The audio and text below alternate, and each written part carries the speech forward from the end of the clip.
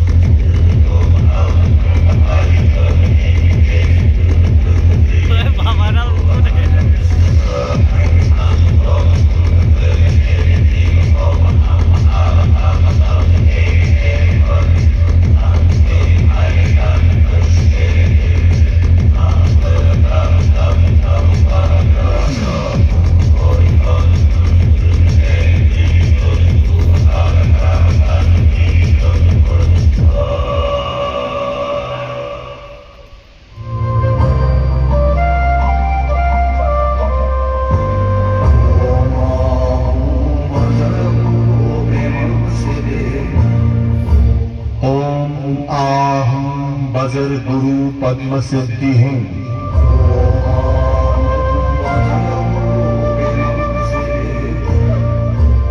कोसम जिनीथांग की इस पावन धरती को और His Eminence the 14th Thekse Rinpoche Gyurme Losal Gyatso को नमन करते हुए हम सबसे पहले धन्यवाद करना चाहते हैं गवर्नमेंट ऑफ अरुणाचल प्रदेश का under the dynamic leadership of माननीय मुख्यमंत्री श्री पेमा खांडू जी का और हमारे एक नुब्ला एसटी असेंबली कंस्टिट्यूएंसी की सशक्त महिला विधायक मैडम चीरिंग लामू जी का इस लेजर शो को स्थापित करने के लिए ये इनिशिएटिव हमारे सर्कल ऑफिसर जेमीथांग श्री इवान मारा के द्वारा निर्मित किया गया है और इसमें सहयोग के लिए गौसम स्तूपा कल्चरल सेंटर के जनरल सेक्रेटरी लामा केल्जांगला का बहुत धन्यवाद। इन कहानियों का लेखन किया गया है हमारे डिप्रो तावांग नावांग छोटा द्वारा।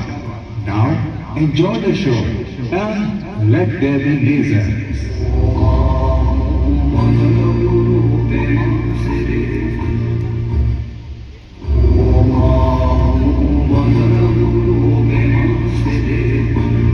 गोसम स्तूप का निर्माण जिनीथांग सर्कल के अंतर्गत खारम गांव के लामा संगीत प्रधान ने करवाया था। ये स्तूप 12वीं शताब्दी ईस्वी का है। गोरसम शब्द मोनपा बोली के दो शब्दों से मिलकर बना है। गोर का मतलब है पत्थर और जम का मतलब है पुल।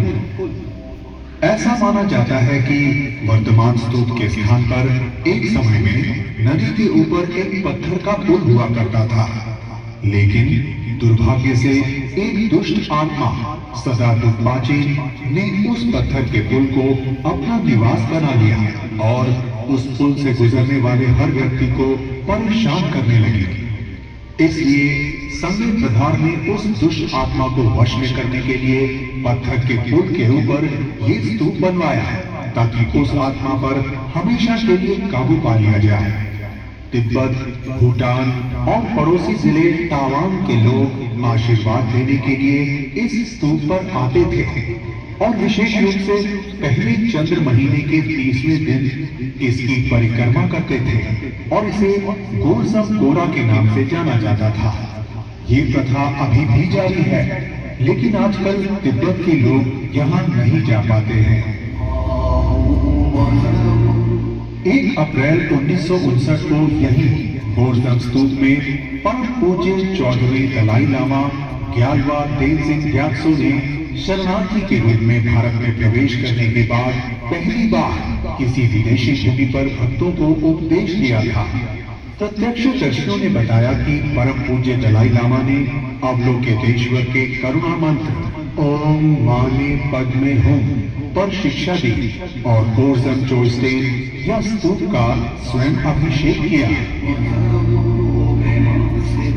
परम पूज्य 14वें दलाई लामा ने स्तूप के पीछे की ओर स्थित छोटे से आवास में रात्रि विश्राम किया, जिसे अब डोलमा लखान में बदल दिया गया है। ऐसा माना जाता है कि जो कोई भी शुद्ध हृदय और भक्ति भाव के साथ इस स्तूप की परिक्रमा कर प्रार्थना करता है तो उसकी सभी इच्छाएं पूरी होती हैं। इसलिए इस स्तूप का दूसरा नाम बुनलाम चुस्तन या इच्छा पूर्ति स्तूप भी है। 1971 में भूस्खलन के कारण स्तूप का एक हिस्सा क्षतिग्रस्त हो गया था और मुचुट गांव के स्वर्गीय केसांग की पहल पर क्षतिग्रस्त हिस्से का जीर्णोद्धार लम्पो गांव के पारंपरिक राजमिस्त्री स्वर्गीय सैनिक सोनम के माध्यम से किया गया था। क्षतिग्रस्त हिस्से के जीर्णोद्धार के बाद इसे 1973 में महामहिम चोइंग रिनपोचे और आदरणीय रित्सिंग ग्यात्सो रिनपोचे द्वारा पुनः प्रतिष्ठित किया गया था। बाद में वर्ष 1993-95 के दौरान 13वें कुनखेन सुनावा जेक्सन तेगजिंग जम्पेल वांगचुक ने कार सेवा के माध्यम से आम जनता को संगठित करके इस प्राचीन स्मारक के संरक्षण और सुरक्षा में सक्रिय भूमिका निभाई। उन्हीं के मार्गदर्शन में स्तूप के आधार के बहुत करीब से गुजरने वाली प्रस्तावित सड़क को स्तूप से सुरक्षित दूरी पर मोड़ दिया गया। पंजीकृत एनजीओ गोर्सम स्तूप सांस्कृतिक केंद्र को सक्रिय किया गया और 13वें कुनखेन सुनावानी स्तूप की देखभाल के लिए 10 भिक्षुओं के स्थायी निवास की पहल की। गोर्सम स्तूप सांस्कृतिक केंद्र नामक एनजीओ का पंजीकरण 2015 में नवीनीकृत किया गया और 2014 से अब तक एक प्रमुख प्रभारी भिक्षु के साथ ये 10 भिक्षु इस स्तूप के रख रखाव के लिए जिम्मेदार हैं। पद्मश्री पुरस्कार से सम्मानित 14वें थेग्से रिनपोचे हर साल पहले चंद्र महीने के आखिरी सप्ताह में इस स्तूप का दौरा करते हैं और एक सप्ताह तक यहाँ धार्मिक शिक्षा देते हैं, जिसका समापन 30 तारीख यानी अमावस्या को भक्तों को आशीर्वाद देकर होता है। प्रथा के अनुसार इस स्तूप के अंदर के अवशेष और कीमती मूर्तियां हर 12 साल बाद बौद्ध राशि नवलो शाह के पक्षी वर्ष में जनता के दर्शन के लिए खोली जाती है।